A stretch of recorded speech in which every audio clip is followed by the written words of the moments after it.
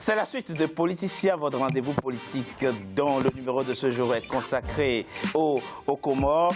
Une nouvelle invitée m'a rejoint, visiblement des soucis avec le micro. Madame Hayati Nasserdine, vous êtes membre de la majorité présidentielle comorienne. Merci d'avoir accepté notre invitation pour défendre ici la gouvernance et le bilan des 2 ans du président Azali Assoumani à la tête de votre pays. Merci à vous. Et mes 2 autres invités sont restés avec moi. Mouchindra Abdallah, avocat au barreau de Moroni, membre, donc du moins le président du mouvement des démocrates comoriens, et Kamal Abdallah, qui est un des grands représentants de l'opposition comorienne. Merci à vous. Nous étions, Madame Nasserdine, dans la première partie en train de discuter justement des causes des tensions politiques qu'ont connues l'Union, enfin du moins qu'ont connues les Comores ces derniers mois, notamment à partir du mois d'avril. Et nous avons évoqué le cas justement de l'ancien président Sambi Abdallah, aujourd'hui emprisonné pour ainsi dire, pour faire de détournement. Alors, sans jugement, le jugement n'a pas encore eu lieu. Vous teniez à revenir sur ce cas? Oui, merci de m'y inviter et de me donner la parole. Avant de vous répondre, je souhaiterais saisir cette occasion pour rendre un vibrant hommage à un héros national, le sergent Rajab, un homme qui a eu la main amputée dans l'exercice de ses fonctions, à qui je souhaite rendre un hommage particulièrement et un soutien à sa famille dans ces moments. Ça n'a pas été fait. Et ensuite, je souhaiterais également saluer l'attitude adoptée récemment par les leaders de l'opposition qui ont répondu favorablement à l'appel du président de prendre de la hauteur et de s'asseoir pour un dialogue intelligent en vue de trouver par le dialogue les solutions appropriées aux problèmes des Comoriens. C'est très important. Non, attendez. S'il vous plaît. S'il vous plaît. Ceci étant dit, je souhaiterais également recadrer les choses avant de répondre à votre question. Ce qui se passe aux Comores aujourd'hui, j'ai entendu tout à l'heure parler de tensions, de crise, de justice partiale et impartiale, etc.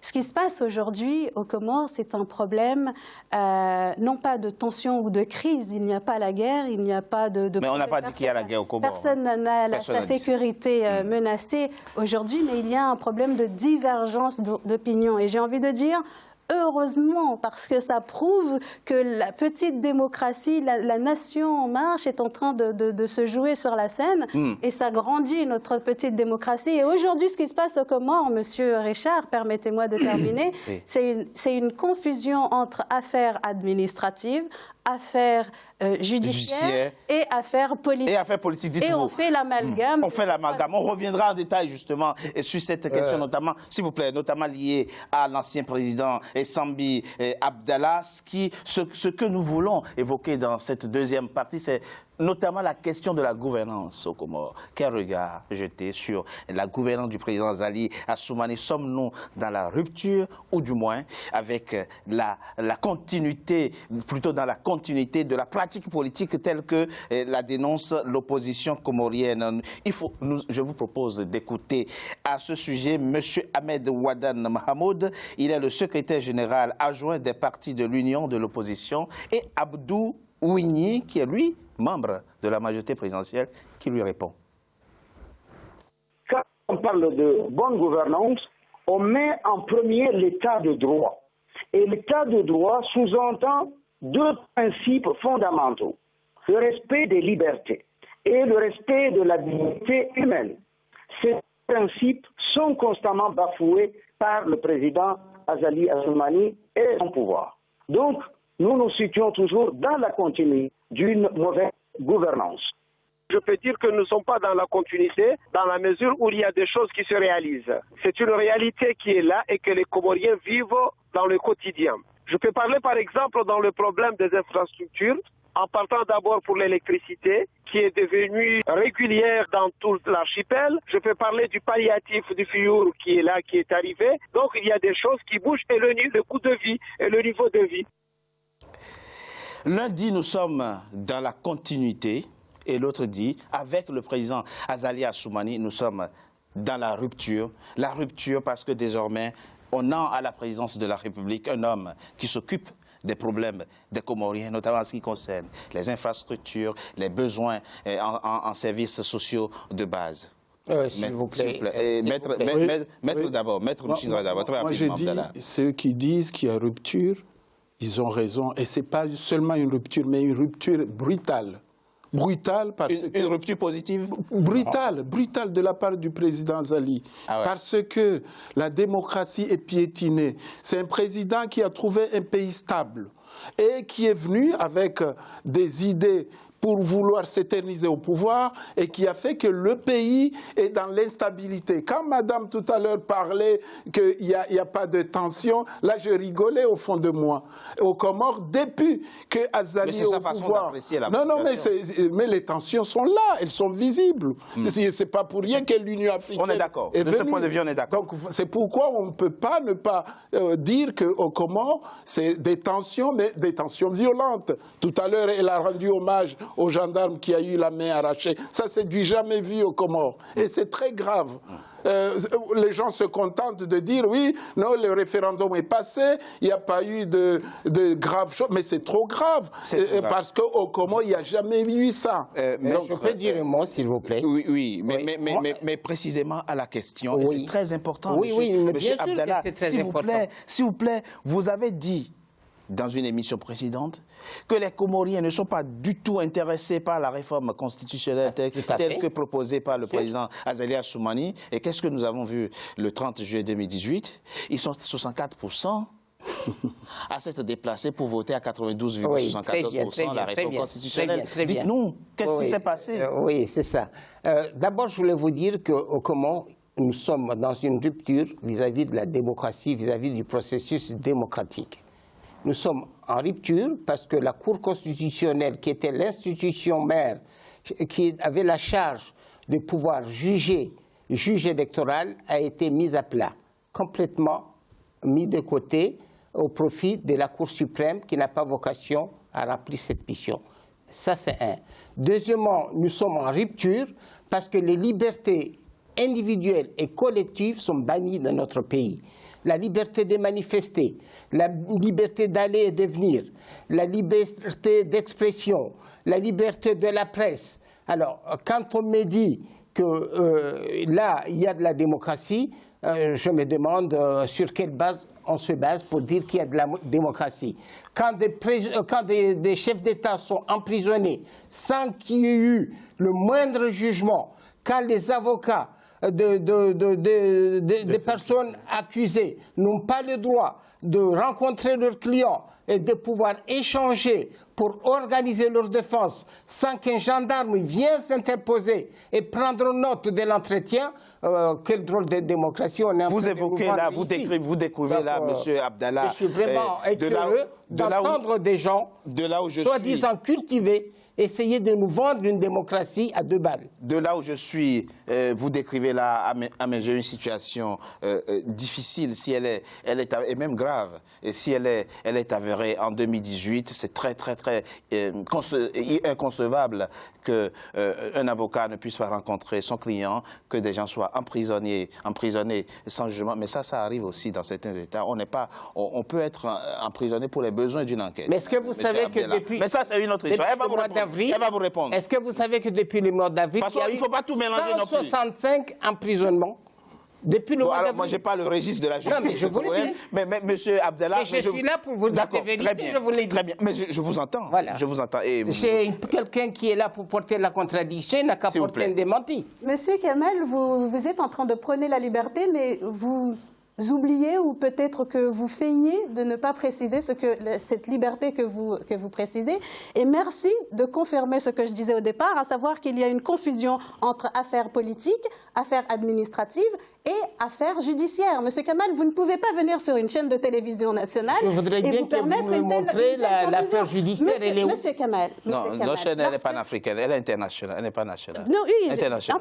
Ah, d'accord, ok, très bien. D'accord, très bien. Pour dire une chose pareille. Oui. Il vient de confirmer les confusions que j'ai affirmées. C'est-à-dire, je donne des exemples. Moi, j'aime qu'on soit factuel. Bien sûr. Voilà.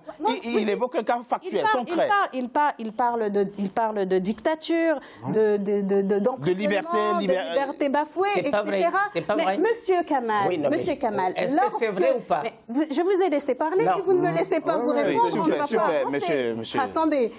Vous ne pouvez pas nier que lorsque les forces de l'ordre interviennent dans une manifestation, cela n'est pas un ordre du président, mais un arrêt, l'arrêt Barwan, qui ne date pas du président Azali Assoumani, qui interdit toute manifestation en dehors des périodes électorales. Vrai ou faux? Et le gouvernement et l'administration d'Azali Assoumani a maintenu cet arrêt. Maintenant, étant une décision administrative, elle peut être discutée et négociée. À ne pas confondre, avec l'affaire judiciaire dont l'État n'a pas intervenu. Mais madame la servie. Les 150 détenus. S'il vous plaît. Lorsque le président, l'ancien président Sambi prend son avion, arrive à Moroni et dans sa première déclaration devant la presse, il déclare, je cite, « Je viens dans mon pays pour me mettre à la disposition de la justice, vous ne pouvez pas vous permettre de venir devant les médias du monde entier pour dire Madame, le président Sambi a été arrêté pour des raisons Madame, politiques. c'est pas la justice qui l'a mis en prison. Ce n'est pas parce qu'il est ancien président pas la justice, au-dessus de la justice. Il y a une note administrative du ministère de l'Intérieur qui a dit que Sambi est un résident surveillé. Vous avez et son avocat l'a affirmé. Permettez-moi, excusez-moi, permettez-moi de rectifier quelque chose. Je connais, j'ai bien suivi l'affaire. Vous savez, monsieur a été mis en résidence surveillée pour trouble à l'ordre public. Hein. C'est ce que dit la note. Tout à fait. Il y a deux chefs d'accusation et vous faites confusion. C'est peut-être votre stratégie. De ce point de vue, le ministre de l'Intérieur est dans ses droits. C'est lui qui est le garant de l'ordre public. Allons-y dans le trouble à l'ordre public. Alors, qu'est-ce qu'on appelle trouble à l'ordre public? Monsieur Sambi arrive à Moroni, à l'aéroport de Ahaya, il est accueilli par les membres du parti Djoua et ses sympathisants. Ça, c'est un trouble à l'ordre public. Monsieur Ahmed Abdallah Sambi se présente à la mosquée pour une prière mortuaire. À la sortie de la mosquée, le sympathisant et le peuple comorien entonne, s'il vous plaît, l'hymne national comorien. Ça, c'est un trouble à l'ordre public. Après, je suis mal placé. Non, mais moi, je vous donne les éléments. L'appréciation que vous faites, je vous donne les éléments. Et on n'emprisonne pas quelqu'un pour ça. C'est pas un délit. Appuyez-vous sur les informations officielles, mais ne venez pas nous... Alors, quelles sont les informations officielles? S'il vous plaît. Alors, quelles sont les informations officielles? Monsieur Kamal. Madame, avec tout le respect que je vous dois, quelles sont les informations officielles? Je voudrais bien vous répondre si vous m'en laissiez l'occasion. On est là pour ça. Sardine, vous comprenez, c'est de bonne guerre. Hein, c'est de bonne guerre. Mais quand même, quelles sont les mesures politiques depuis 2 ans prises par le président de la République pour décrisper cette situation, cette querelle qui ne fait que durer? Mais vous savez, messieurs, qu'on le veuille ou non, dans toute démocratie, il faut bien qu'il y ait opposition et pouvoir. Là-dessus, on est d'accord, on ne va pas revenir dessus. Mais là, il y a des faits très graves qui sont en train de... Mais il n'y a pas d'opposition, l'opposition est décimée. La gravité des faits, visiblement, elle est à sens unique selon leur observation. Bien évidemment que quand on a un représentant de l'ordre public qui a une main amputée pendant l'exercice de ses fonctions, bien sûr que c'est très grave. C'est dû à quoi? Lorsqu'on a un représentant de l'État qui reçoit plusieurs balles dans son véhicule, bien sûr que c'est dû à quoi tout ça? Bien sûr que lorsque des clous sont jetés à l'aéroport, à l'atterrissage du président de la République, bien sûr que c'est très grave. Et quand il y a des arrestations avec accusation pour tentative de coup d'État, bien sûr que c'est horrible et c'est très grave. Mais d'où sort tout ça? Et vous savez, quand vous observez la situation et que vous constatez que les personnes qui sont arrêtées ne sont pas des personnes où on s'attendrait à les voir arrêtées. Nous avons un écrivain qui est actuellement en détention. Madame Nasserdine, excusez-moi, vous faites partie de la jeune génération. Oui, bien sûr. D'hommes et de femmes politiques, vous voyez. Très prometteuse en plus. Et c'est ça ce qui est grave. Et donc, avec une exigence d'avoir en politique les valeurs d'honnêteté, de probité, d'intégrité. C'est très important. Mais je le dis sans aucun jugement. Bien sûr. Alors, est-ce que dans la lutte du président Azali Assoumani aujourd'hui contre l'impunité, contre la corruption, j'ai posé la question à celui qui était dans la première partie, y a-t-il au moins un cas de personnes proches de lui à qui la justice demande des comptes? Puisque l'opposition parle de justice sélective, avez-vous un exemple pour contredire justement cette suspicion? Si pour faire plaisir à l'opinion publique, à vous, médias et à ces messieurs, il faut trouver un proche du président et le mettre en prison, ma foi, ça n'est pas à moi de vous y répondre. Jusque-là, tout va bien. Il n'y a que des gens qui sont opposés à lui. Non, il n'y a pas des gens. Non, je refuse, contrairement à ces messieurs, je refuse de voir une opposition centrée sur le président Azali. Encore une fois, j'insiste sur le fait que le président Azali prône le dialogue et a toujours facilité le dialogue avec les Monsieur, quel dialogue? Si c'est pas... Si ce n'est pas parce qu'il était contraint par l'Union africaine, ayons l'élégance. On a l'élégance, mais on ne veut pas lui laisser continuer à développer. Elle vous écoute aussi, s'il vous plaît. Franchement, c'est des controverses. Lorsque la société civile s'est présentée au président Azali Assoumani et a demandé des assises pour faire le bilan de 42 ans d'indépendance, il les a écoutés et a facilité le bilan. Ce qui en est sorti de ces assises. Alors, permettez-moi de refaire encore une parenthèse. Ça fait l'objet du projet de la réforme constitutionnelle. Bien évidemment.